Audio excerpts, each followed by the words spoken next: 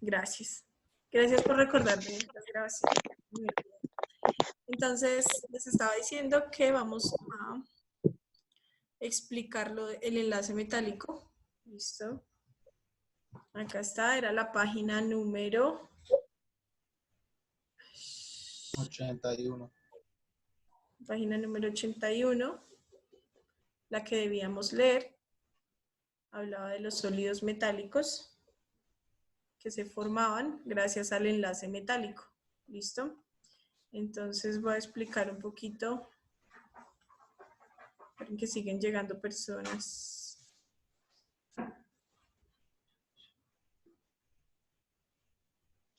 Bueno, ahí están las propiedades y las estructuras, pero voy a explicar el enlace metálico. Entonces voy a fijar mi pantalla, usar mi tablero inteligente.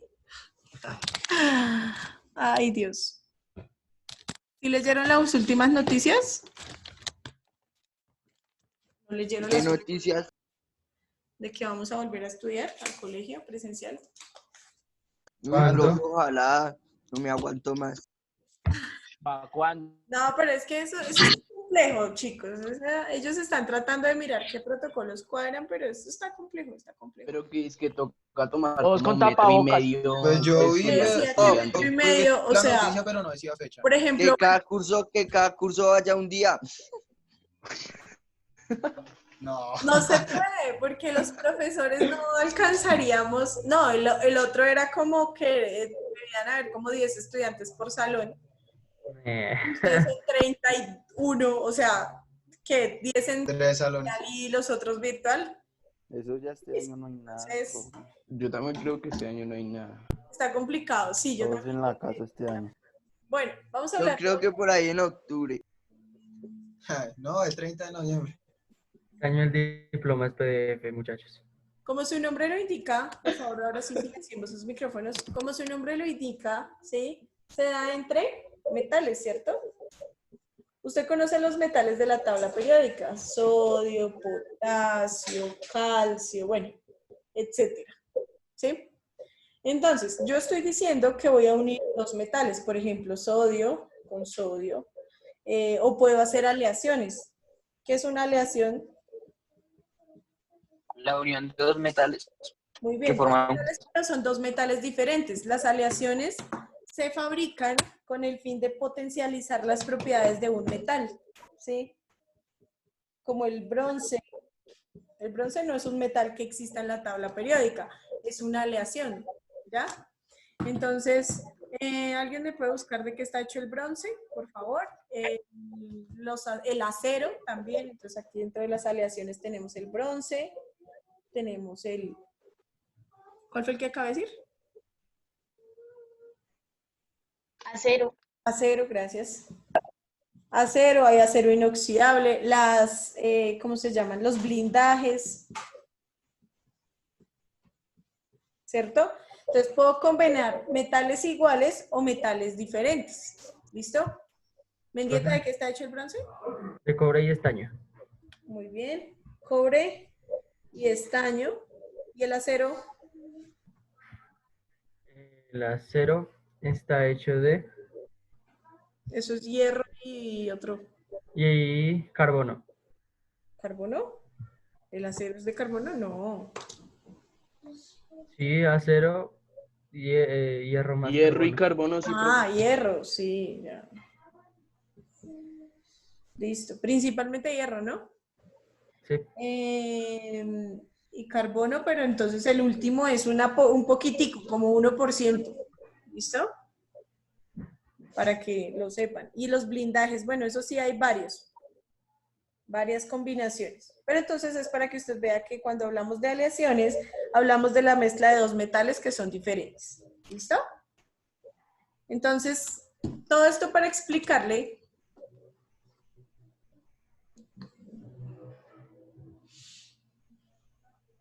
Ahí pausa para que vayan copiando, tomando apuntes.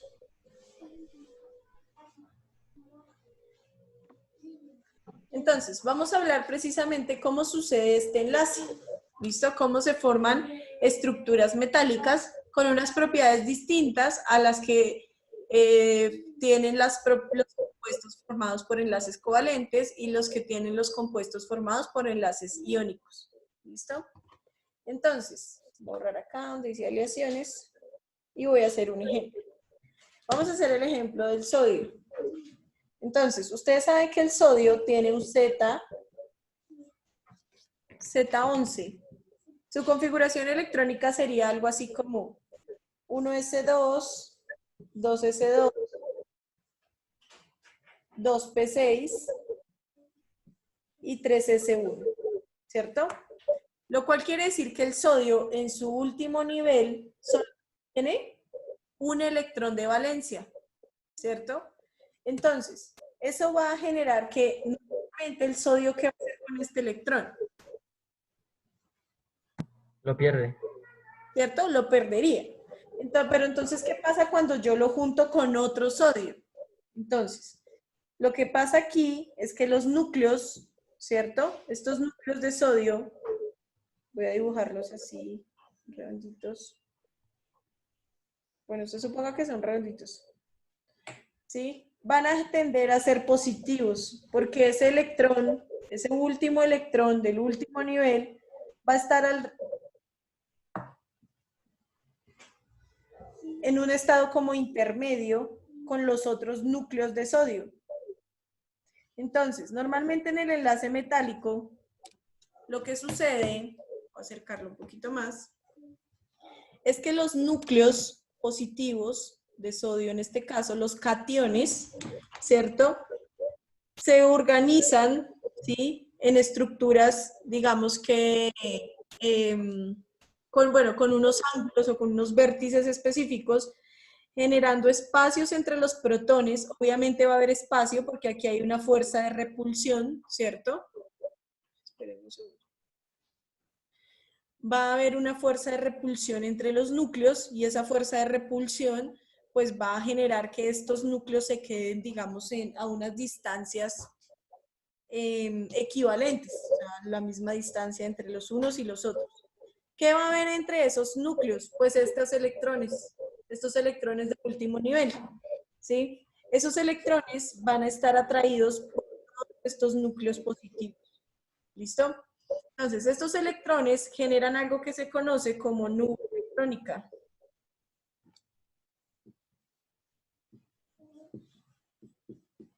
Y eso hace que los metales tengan unas propiedades específicas. Una muy importante es la capacidad de conducir la electricidad.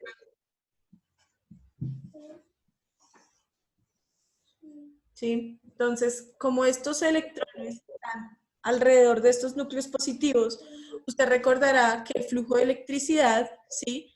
Que la electricidad, perdón, es un flujo de electrones. Entonces, como estos electrones tienen la capacidad de moverse fácilmente en medio de estos cationes, pues facilita el proceso de movimiento y pues favorece la conductividad eléctrica. Entonces, ¿qué es importante entender aquí? Primero, que entre metales siempre se van a formar unas distancias entre los núcleos por las fuerzas de repulsión y se va a formar una nube electrónica donde van a estar los electrones de estos núcleos atómicos. ¿Listo? Entonces, para que ustedes lo tengan ahí como de referencia. Bueno, voy a pausar un segundito para que copien ese pedacito. Profe, una pregunta. La nube electrónica se forma con los electrones de valencia, ¿sí? Los que están en la capa superior. Sí, señor. Esta nube electrónica es con los electrones de valencia, con el último nivel. Ok. Aquí es uno, pero digamos si hablamos de calcio, son 2 electrones de valencia.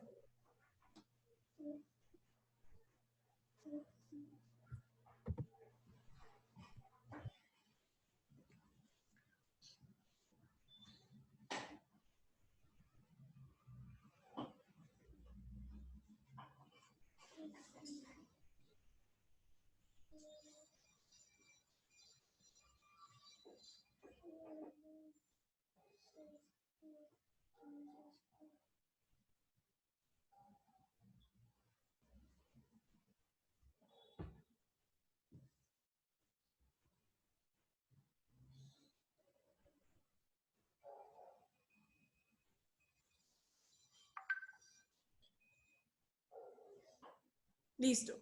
Entonces, ¿qué sucede cuando yo tengo estos cationes y estos electrones, ¿cierto? Digamos que circundando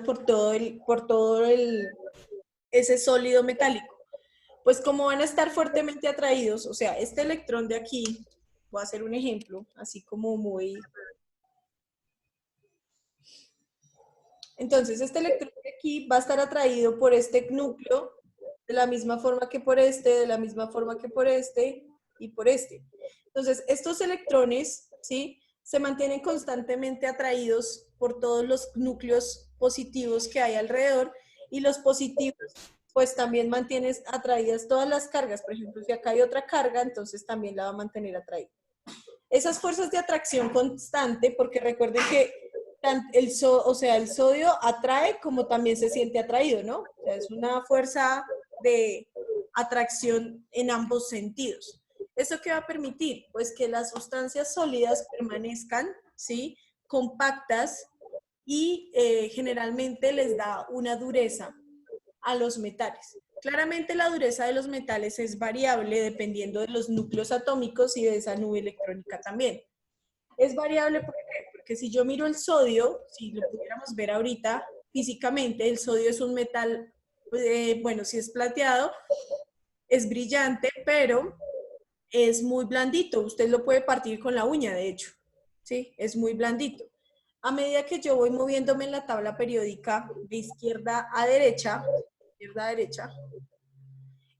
yo voy encontrando metales más duros, como el hierro, como el cobre, la plata, el oro. Entonces ya son metales con una dureza mayor. Esa parte de la dureza, el brillo, que son propiedades de los metales, van variando de acuerdo a los núcleos que yo tengo. Entonces aquí, pues dentro de las propiedades que ustedes vieron ahí, van a encontrar algunas, como la dureza. Esa dureza es variable, lo que le digo. Maleabilidad.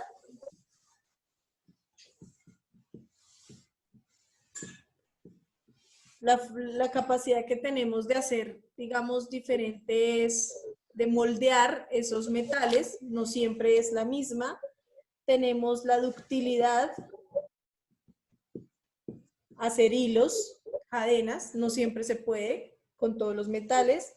Tenemos también la capacidad de conducir la electricidad.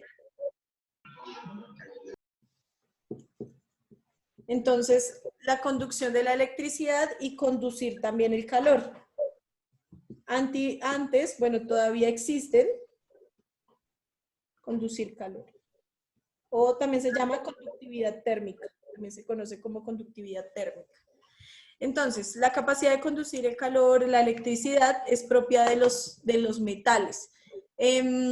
Generalmente, pues antes se utilizaban mucho los cables de cobre y de hecho se los robaban para las de teléfono y eso, porque son muy buenos conductores. Ahorita, pues en muchos países se han desarrollado superconductores, a veces a base de núcleos de carbono, de fibras, ¿sí? Fibras que son mucho más livianas y mucho más pequeñas, que van a permitir una conductividad más rápida. Ahorita se usa otro mineral que se llama coltán, que se utiliza para las baterías de los celulares para que almacenen mayor cantidad de energía, se carguen más rápido, ¿sí? Entonces, bueno, ahí hay una variabilidad y digamos que la química ha estudiado muchísimo. Y más que variar, digamos que el tipo de enlace, están variando el tamaño de la partícula. Entonces nos hemos dado cuenta que entre más pequeña y más liviana la partícula, más fácil va a ser que la electricidad fluya rápidamente por esos medios. ¿Listo? No sé si hasta ahí hay dudas o vamos bien.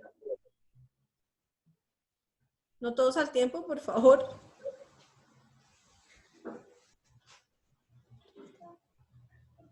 Bueno, listo. Entonces, como veo que no hay dudas, entonces ustedes verán o vieron ahí en el libro que también se forman unas redes. O sea, las redes es lo que yo le estaba diciendo, la forma en la que se organizan esos núcleos, ¿cierto? Y esas redes van a variar también dependiendo de la cantidad de electrones de valencia que yo tenga y del núcleo atómico que se tenga. ¿Listo? Entonces ahí me mostraban unas redes, igual esas las vamos a ver un poquito más cuando veamos sólidos, las redes cristalinas.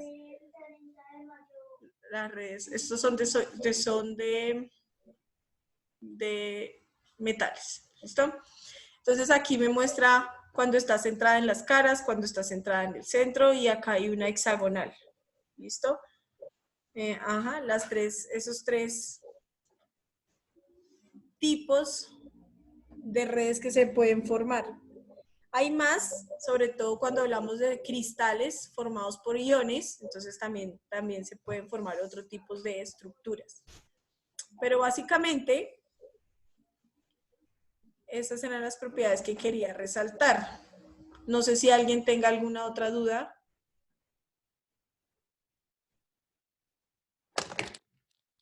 ¿Preguntas?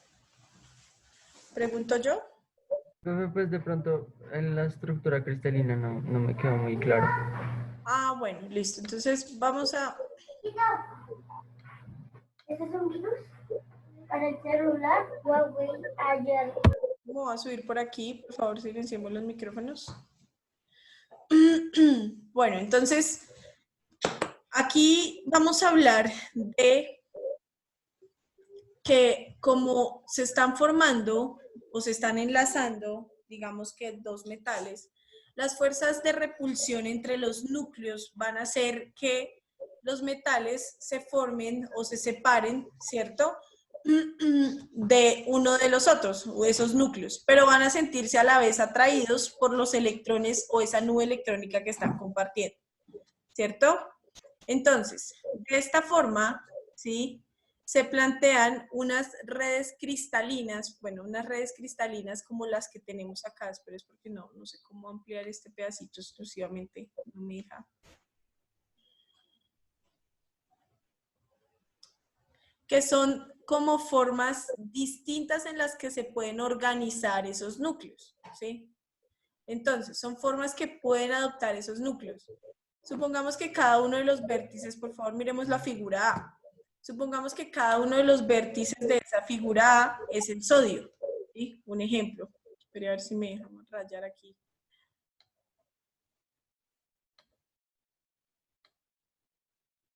No me deja.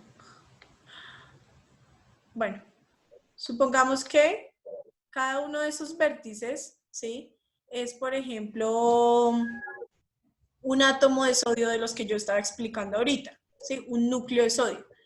Entonces, las fuerzas de repulsión van a hacer, ¿sí?, que todos los metales adopten algún tipo de estructura cristalina como las que vemos aquí.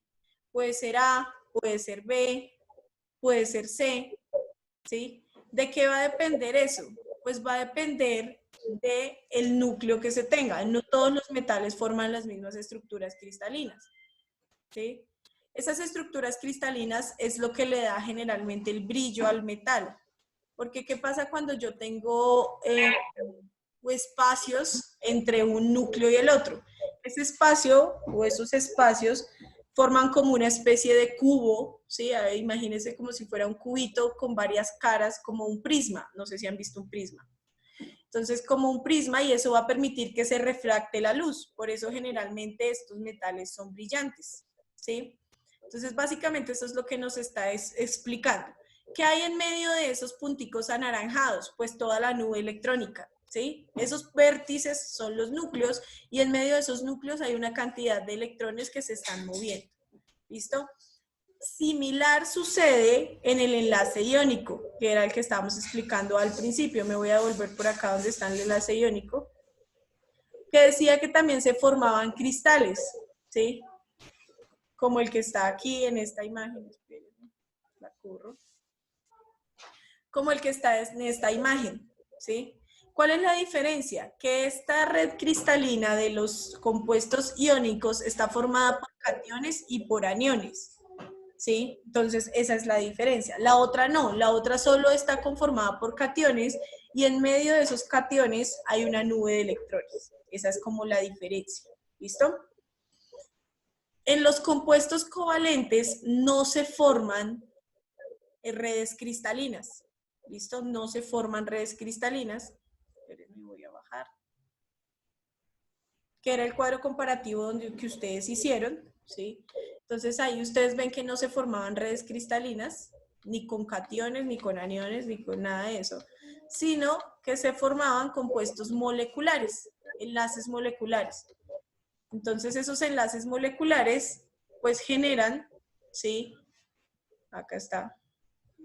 Esos enlaces moleculares pues forman, digamos que estructuras desordenadas y moléculas más sencillas que en el caso de los sólidos cristalinos y de los metales y de los compuestos iónicos.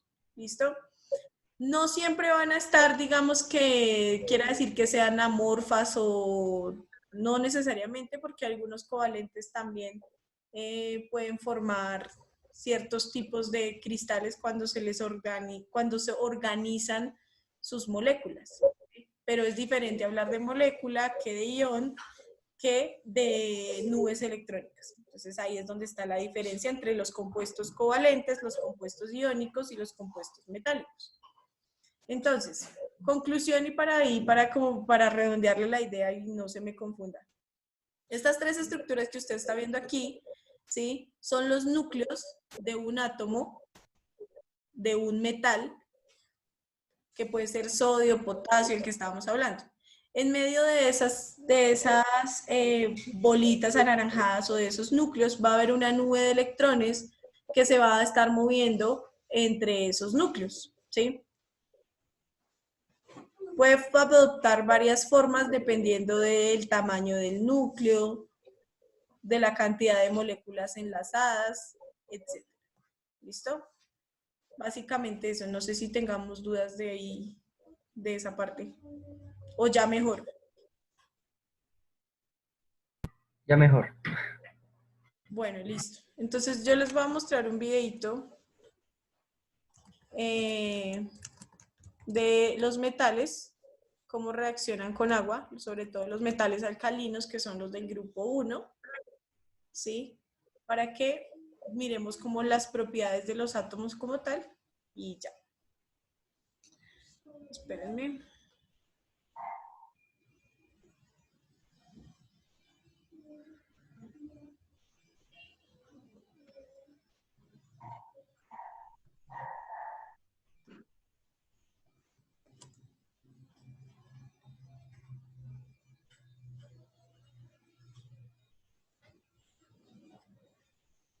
Entonces, ubique el grupo 1 de la tabla periódica y usted va a ver que el único que no pertenece a los metales en ese grupo, pues es el hidrógeno, ¿no? De ahí para abajo vamos a ir litio, sodio, potasio, rubidio, cesio y francio.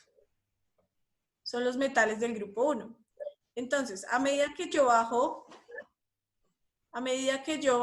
por la tabla periódica, ¿sí? Esos metales van a ir aumentando su tamaño, su radio atómico, o sea, se vuelven más grandes, tienen más electrones, más protones, y eso va a hacer que sus reacciones sean distintas. Aquí los vamos a probar con agua. Está en inglés, sí, pero pues solo por favor observe lo que sucede, no lo escuche, sino observe lo que sucede. Igual yo sé que ustedes son bilingües, entonces les queda fácil entender. No, profe.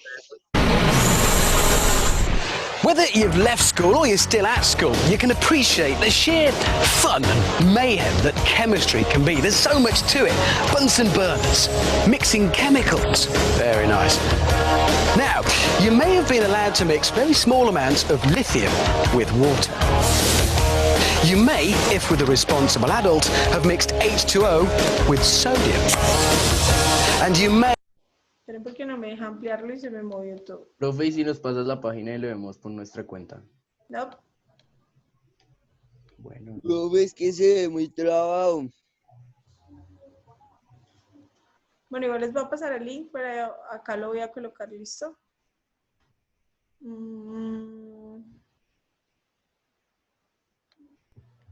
Eso sí es el internet, Jiménez.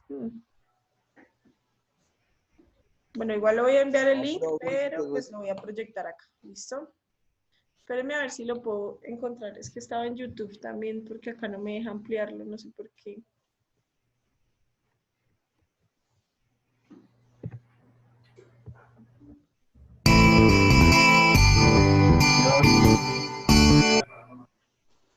De Javier, no sepa.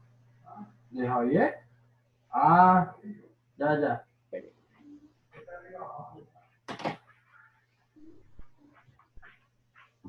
Es a ver si está acá, este sí está en YouTube, y en YouTube sí me deja ampliarlo y es mejor.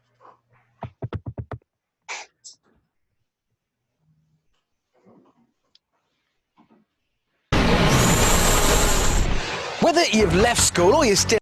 Listo, ahora sí. Entonces les voy a mostrar Lo que les digo está en inglés, pero pues usted póngale cuidado a lo que pasa. Igual ahí están los símbolos, entonces no es como tan difícil como comprender qué es lo que está sucediendo. ¿Listo? at school, you can appreciate the sheer fun and mayhem that... Whether you've left school or you're still at school, you can appreciate the sheer fun and mayhem that chemistry can be. There's so much to it. Bunsen burners, mixing chemicals. Very nice. Now, you may have been allowed to mix very small amounts of lithium with water. You may, if with a responsible adult, have mixed H2O with sodium. And you may, under very strict scientific control, have witnessed potassium mixed with water. But the odds are, if you have, it will only ever have been on one of those rubbish science videos. There you go, mate, present.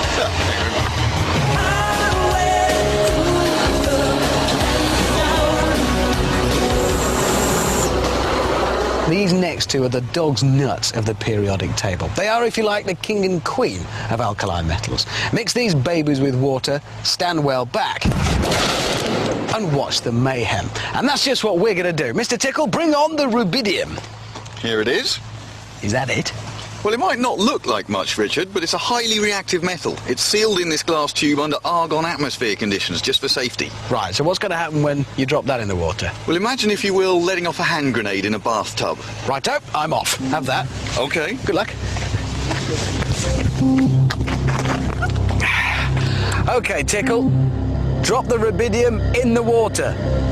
Stand back, everybody. This one's going to be bad. 2 grams of rubidium will only react when our specially designed vial dissolves in the water, which gives John a few crucial seconds to get into our safety zone.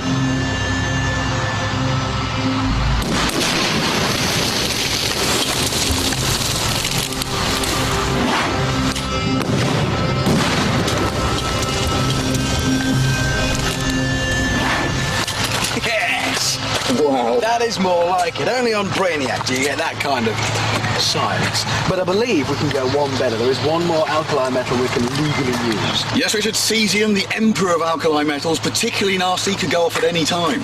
And that's it. Oh, yes. Brilliant. I like it already. Now, what's that going to do when it hits the water? Imagine a depth charge in a bathtub. Fair enough, mate. I'll leave you to it. Good luck. Thank you. Okay, John, go for it. Warning, warning, warning, extreme danger, clear the area. As our cesium sinks in the water, the rapid generation of hydrogen gas should produce quite an explosion.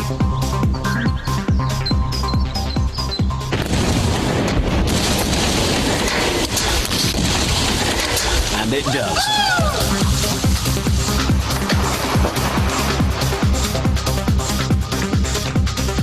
Magnificent. And I think that concludes today's experiment. There is, I should say, one more, even more reactive metal, francium. But for some reason, they wouldn't let us have any of that. Still, there you go. Today's lesson. Never mixed alkali metals with water.